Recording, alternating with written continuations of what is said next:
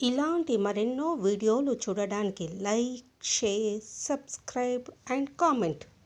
ఈరోజు ఈ వీడియోలో 2026 సంవత్సరంలో పాల్గొన మాసంలో సంకటహర చతుర్థి తిథి ఎప్పుడు వచ్చింది, ఈ నెల నామం పేరు, పీఠం పేరు, వ్రత నియమాలు, వ్రత కథ గురించి, వివిధ ప్రాంతాల చంద్రోదయ సమయాల గురించి తెలుసుకుందాము.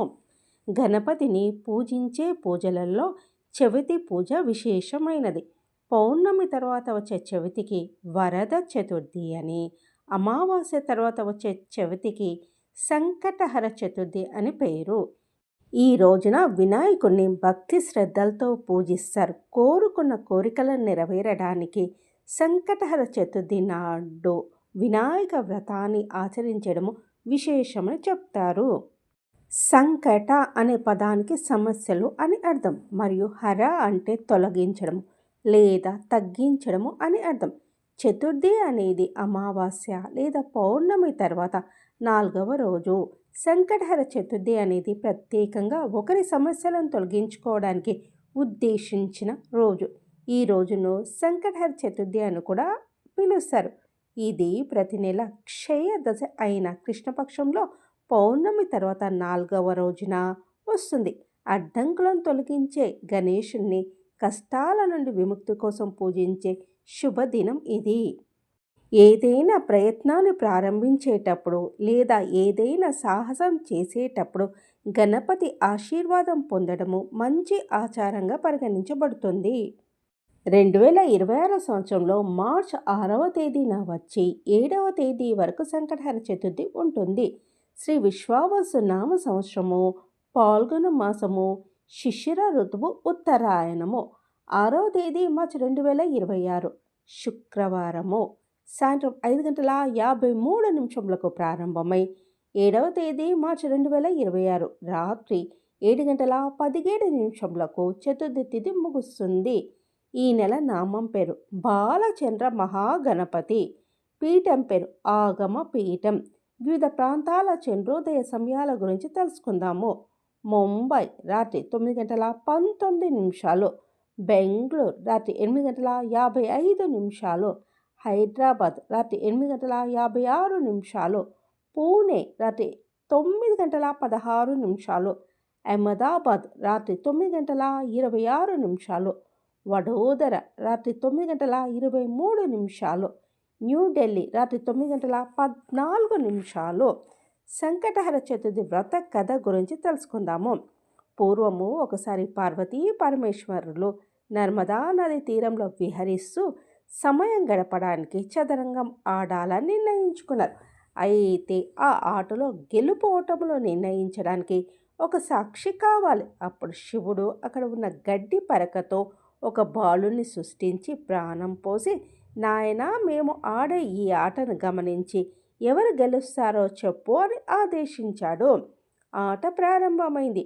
3 సార్లు పార్వతీదేవియే గెలిచింది. కానీ ఆ బాలుడు మాత్రం పొరపాటున శివుడే గెలిచాడు అని చెప్పాడు. దీనికి ఆగ్రహించిన పార్వతీదేవి, అబద్ధం చెప్పినందుకు నువ్వు ఈ బురదలో పడి కుష్ఠరోగంతో బాధపడుదుగాక అని శపించింది. ఆ బాలుడు పశ్చాత్తాపంతో క్షమించమని వేడుకోగా దేవి కరుణించి ఇలా చెప్పింది, వచ్చే ఏడాది పాల్గొన మాసంలో వచ్చే సంకటహర చతుర్థి నాడు ఇక్కడికి దేవకన్యలు వస్తారు. వారిని అడిగి వినాయక వ్రత విధానాన్ని తెలుసుకొని నువ్వు ఆ వ్రతాన్ని ఆచరిస్తే నీ శాపం తొలగిపోతుంది. ఏడాది గడిచింది. ఆ బాలుడు దేవకన్యల ద్వారా వ్రత విధానాన్ని తెలుసుకొని 21 రోజుల పాటు నిష్ఠగా గణపతిని పూజించాడు. అతని భక్తికి మెచ్చిన వినాయకుడు ప్రత్యక్షమై, నీకేం కావాలో కోరుకో అన్నాడు. ఆ బాలుడు తన శాప విముక్తిని, తిరిగి కైలాసానికి వెళ్ళే శక్తిని కోరుకున్నాడు. వినాయకుని అనుగ్రహంతో ఆ బాలుడు తిరిగి కైలాసం చేరుకున్నాడు. కైలాసంలో ఈ కథ తెలుసుకున్న పార్వతీదేవి కూడా వినాయక వ్రతాన్ని ఆచరించి అలిగి వెళ్ళిపోయిన కుమారస్వామిని తిరిగి పొందింది. ఇలా ఈ వ్రతాన్ని ఎవరు ఆచరించినా వారు కోరుకున్న కోరికలు నెరవేరుతాయని పురాణాలు చెప్తున్నాయి. సంకష్టహర చతుర్థికి సంబంధించి వ్రత నియమాల గురించి తెలుసుకుందాము. సూర్యోదయానికి ముందే నిద్రలేచి ఉపవాసం ప్రారంభించాలి. రోజంతా ఏమి తినకుండా ఉండడం ఉత్తమం. ఆరోగ్యం సహకరించని వారు పాలు, పండ్లు లేదా అల్పాహారం తీసుకోవచ్చును. రాత్రి చంద్రోదయం వరకు ఉపవాసం ఉండాలి. చంద్ర దర్శనం చేసుకొని వినాయకుడికి అర్ఘ్యం ఇచ్చాక మాత్రమే భోజనం చేయాలి. ఉదయం ఒకసారి నిత్య పూజ చేసుకోవాలి. ప్రధాన పూజ మాత్రము సాయంత్రం ప్రదోష సమయంలో చేయాలి. వీలైతే వినాయకుడికి విగ్రహానికి ఆవు పాలు లేదా పండ్ల రసంతో అభిషేకం చేయాలి. వినాయకుడికి అత్యంత ప్రీతికరమైన 21 గరిక పోచలతో పూజించడం వల్ల సంతాన దోషాలు తొలగిపోతాయి. వినాయకుడికి ఇష్టమైన కుడుములు లేదా ఉండ్రాలు నైవేద్యంగా పెట్టాలి. పూజ సమయంలో వ్రత కథను భక్తితో చదువుకోవాలి. ఓం ఘం గణపతియే నమః అనే మంత్రాన్ని 108 సార్లు జపించాలి. సంకటహర చతుర్థి నాడు వినాయకుడికి ముడుపు కట్టడం అనేది మీ మనసులోని కోరికను భగవంతుడికి నివేదించుకునే ఒక పవిత్రమైన పద్ధతి. సంకష్టహర చతుర్థి నాడు సాయంత్రము ప్రదోష సమయంలో ముడుపు కట్టడం చాలా విశేషము.